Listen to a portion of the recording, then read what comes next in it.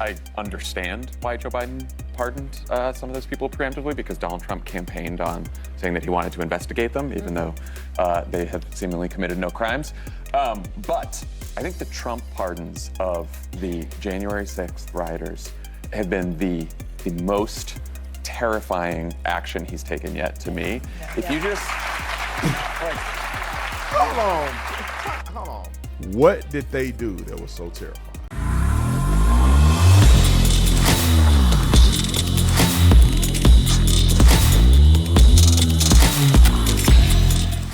This video is brought to you by Cove Pure, How many of you guys have thought about your tap water? I used to not even care about it or think about it at all until I read some very shocking studies, and I've done a 180-degree turn on this.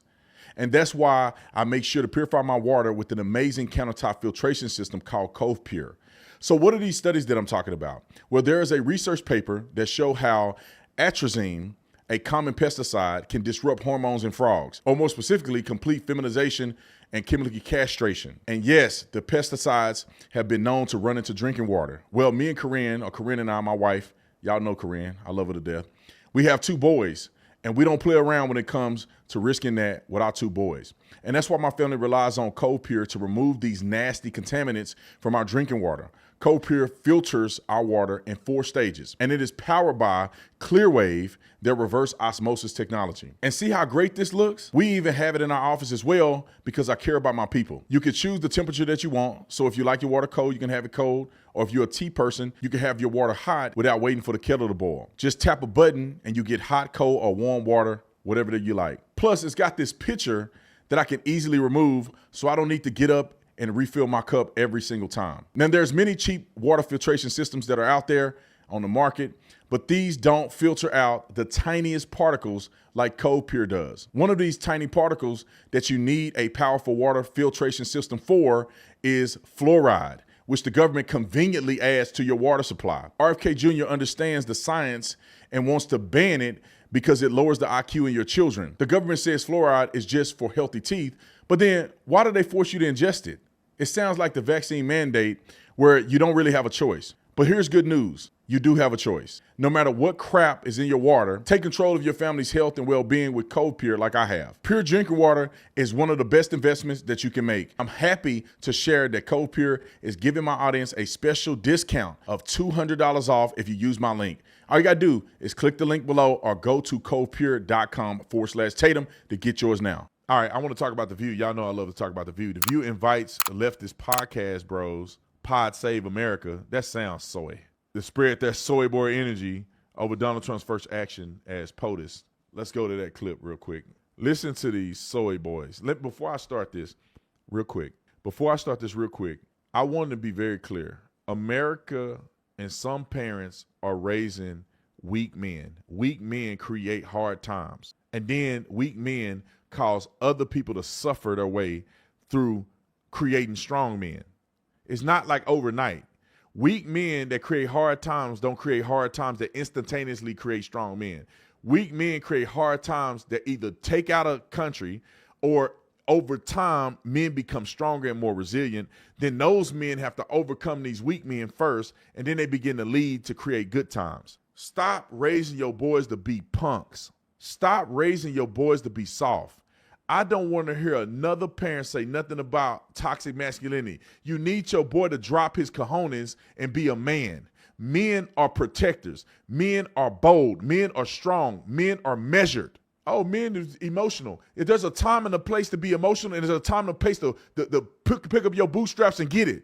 If my family is in a crisis, it ain't no time for me to cry and feel sorry for myself. My wife don't want to hear me crying on baby, I'm scared. That ain't going to come out of my mouth. When I was a police officer and I go to a call that's dangerous, it's on, baby. It's on. I'll cry after the situation is over.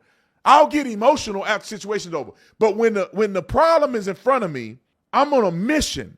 And you got to be strong because people are watching you. Do men get emotional? Do men get feel like that the world is on? Yeah, but man up. Quit being soft all the time. Nobody want to hear you be a baby. People want to see you be strong. I seen my father cry one time in his whole life. I ain't never seen my dad cry. Do my dad cry? Yes, he probably does. But the family is dependent on him. I don't want to see him crying in a time of struggle. When my dad postured up like a man, it made me feel strong and make everybody else feel like we can get through this. My dad cried one time, and that was at his dad's funeral. Only time I seen my father cry. And, he teared up at my sister's wedding and stuff like that. But I'm talking about crying. My dad cried at his dad's funeral. I don't want to see I'm on the front lines. We in battle in the team leader crying. Man, you better man up. You can cry later, bro. You got to man up today. I'm sick of people raising their kids like that. My kid's soft. Man, raise your kid to be a soldier. Raise your kid to be a man, because my kid going to punk your kid.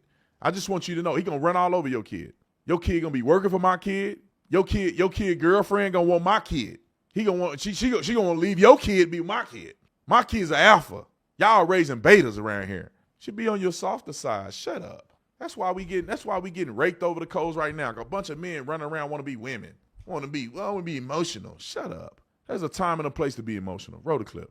Pod Save America is a long-running, no-nonsense political podcast hosted by former Obama aides. Here to tell us what comes next for Democrats and what the future holds for democracy itself are John Lovett, Jon Favreau, and Tommy Vitor. Right?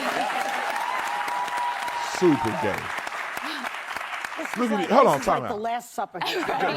Just go back a little bit, inch it back, so the bigger view of them. If it helps, just go back and just play it, and then we'll stop it right where. Vitor, right? I tell you, stop right there. Stop it. I think it's a better clip. Keep going. Right there.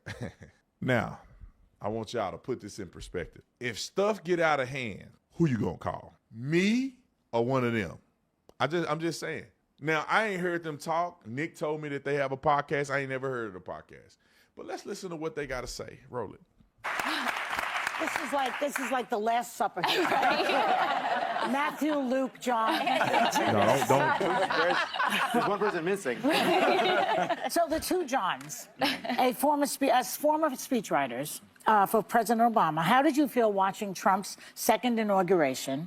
And how do you rate his speech? Do you believe his promise that this is the beginning of the golden age, he must be referring to his hair, of America? You watch him do that inaugural, and his heart doesn't really seem like he's in it, right? It's indoors, it's a smaller crowd. He kind of goes through the motions, and then we learned why. Because then he went to the overflow room with all of his biggest fans, and then we got the truer version of Donald Trump. The deleted scenes. The DVD extras. And that's when he went through every grievance, and he said, they told me I shouldn't get out here and talk about January 6th. They told me I shouldn't get out here and talk about all my enemies, but now I can, because I'm with my friends, and I'm going to tell you about all the people we're going to punish and all the enemies we're going to have our vengeance against. And that was the real Trump, right? That's, by the way, the Trump we have seen in this first week. And that's the Trump that these American people who voted for him like. And that's the bummer, I think. That is. Well, Trump has already signed a flurry of executive orders, right, including pardoning the January 6th insurrectionists, even those who harmed law enforcement officers. They're now being released from prison. He's getting a lot of backlash over this, as Biden is for giving blanket pardons to members of his own family and preventative pardons, to people like Liz Cheney and Anthony Fauci, Dr. Fauci. Are they both guilty, in your view, of setting dangerous precedent here? I don't love the Biden pardons. I said that. I'm not here to defend them. I understand why Joe Biden pardoned some of those people preemptively, because Donald Trump campaigned on saying that he wanted to investigate them, even though they have seemingly committed no crimes. But I think the Trump pardons of the January 6th rioters have been the most terrifying action he's taken yet to me. If you just... Hold on, bro. Let's talk about this real quick. What did they do that was so terrifying? What did they do? Did they kill anybody? Was any one of them responsible for the death of anybody? No. 99.9% of them probably had any level of violence towards anybody. What's so terrifying about people protesting and getting a little out of hand? I want to call them the F word, but I'm not. These weenies won't say nothing about the Capitol building in Oregon, where they shot police, they set fire to the Capitol building. We're not going to say the Chaz zone, where people were killed in the Chaz zone in Seattle. We don't want to talk about that. Let's go to Minnesota. burning billions of dollars worth of damage. People getting killed. Nobody in prison over that. People ain't going to jail over that. What are we saying? But they don't go to jail, and they committed acts of violence, terrorism, and you name it. People roaming around the Capitol with their phone. This is an insurrection. It's 40 years, 22 years. This dude organized a protest that got out of hand. Even if they organized what we would consider a protest to stop the vote. 22 years for that? Roll the clip. It's only day 4. I know. But it's like Michael Fanone, who was a Yes. 20-year police officer in D.C., wasn't even on duty the day of January 6th, responded to a call for help. He gets dragged down the stairs, beaten with a pipe. Yeah. He gets sprayed in the face with bear spray. And then he gets tased multiple times in the back of the neck until he has a heart attack, goes unconscious. And then they said they wanted to kill him with his own gun. Yeah. And then he pleaded with them and said, please, I have kids. The man who tased him, who caused that heart attack, Daniel Rodriguez, is now out of jail. Yes. He was sentenced a year ago. A year ago. Yes. He's now out of jail. He said that Trump won after he was convicted. He yelled Trump won in the courtroom. Yes, he did. He has Showed admitted no his remorse. guilt. No remorse. He's admitted his guilt. And he said next time they got to get the guys around Pence because he had too much protection. So next time they can really get Pence. This man is now out, and now Michael Fanone is trying to get a protective order because he has threats against himself and his family because these people are out. So this is not like looking backward either. Yeah. This is the Proud Boys, the Oath Keepers, all these people, they want revenge. They have said they want revenge. And now we have these people who are out there who feel like they can commit violence, political violence. And if they do, the President of the United States has their back. That's right. Yeah. It's disgraceful. He put them out there emboldened and feeling that they can do anything. But let's talk a little bit about... And then I'll let them finish, but it's funny that they say that because all the people who are illegal aliens that have been rounded up and deported were all committing sex crimes, violence, and murder. They were freed in sanctuary cities, let go, not even put in prison. These people are working, and these people were committing massive crimes. The people that have been rounded up and deported, we saw a couple of them yesterday. You look at their rap sheet, murder, all kind of violent crimes. These people will never mention their name, but the insurrectionists that they name one person that they claim committed an act of extreme violence, one. What about all the other people that was in there? What were they in there for? Okay, that's what I thought. Roll the clip. The Democrats. So we keep reading all of these reports about Democratic infighting. I happen to think some of it is exaggerated. How do you see it? And what do Democrats need to do to unite and speak as one, as one voice? I think we're down bad right now. We have to be honest about that. I don't like infighting for infighting's sake. I think one thing, though, that harmed the Democrats over the last couple of years was a lack of candor and not being honest with ourselves, that there were a lot of voters who felt like Joe Biden was too old to get another 4 years. And they were rejecting his candidacy. And you could see it in polling, and you could see it in primaries. And Democrats said, you know what, it's fine. Everything will be okay. Trump is bad, and therefore that will offset that. So I think candor is good. Getting back to first principles about who we are and what we stand for is important. We need to be a party that is pro-worker, that is anti-war, that is anti-establishment, that is anti-money in politics. And if it takes a little fighting to get there, I'm okay with it. But, eventually, you're right, we got to get our act together. We were asked we were talking before in the first segment, who the leader of the Democratic Party is. Is there a leader? I don't think there's a singular leader. I think there are leaders like Hakeem Jeffries, Chuck Schumer, AOC, Bernie Sanders. There's a lot of like legislative leaders. I can't watch these gay dudes anymore. And nothing against being gay, but god dang, bro. Y'all can't get a single masculine dude to sit up there with a pair of and stand strong and firm and have why all these dudes' voices sound like they prepubescent? Weak men like this irritate me. And then they have all these opinions. Not one of them a strong man. Not one of them seem bold. Not one of them make you think that they're a protector. I couldn't even imagine that none of these dudes are married to women. I would doubt it. And it's not an attack on whether or not you want a man on top of you every night. It's just the truth of the matter is these weak, sorry, feckless men that don't have a spine They irritate me because what they do is they raise other weak men. What kind of parent you think these guys are?